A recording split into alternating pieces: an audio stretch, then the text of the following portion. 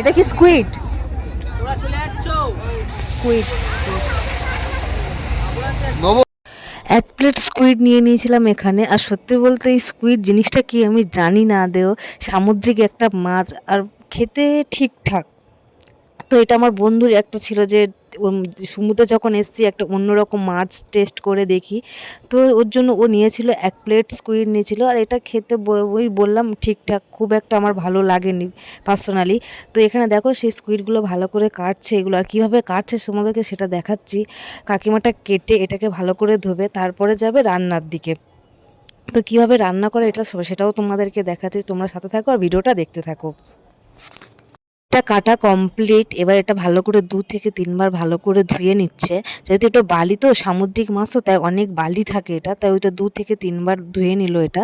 ধুয়ে নিয়ে এবার এটাকে নিয়ে যাবে রান্নার ওখানে। আর এটাকে ডিপ ফ্রাই করবে, দেন মশলাপাতি দিয়ে রান্না করে দেবে। তো এটা খেতে মোটামুটি খুব একটা খারাপ লাগেনি আর ভালোও লাগেনি। তো আমার ভালো লাগেনি। তো দেখো এখানে দেখো খুব ভালো করে ফ্রাই করছে এটা, দিয়ে মশলাপাতি দিয়ে তারপর রান্না করতে। এখানে আমাদের স্কুইড কমপ্লিট। আর দেখো কি সুন্দর ডেকোরেশন করে দিয়েছে। আর এই পাশে রয়েছে কাঁকড়া। কাঁকড়াটা তো ফার্স্টে দিয়েছে, সেটা আমাদের প্রায় খাওয়া কমপ্লিট হয়ে গেছে।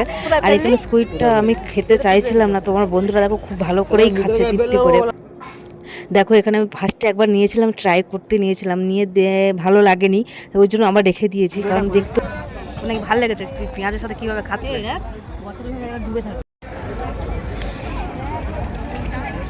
কিছু নেই, শুধু গ্রেভিটা খাচ্ছে, পেঁয়াজ শুধু পেঁয়াজ খাচ্ছে।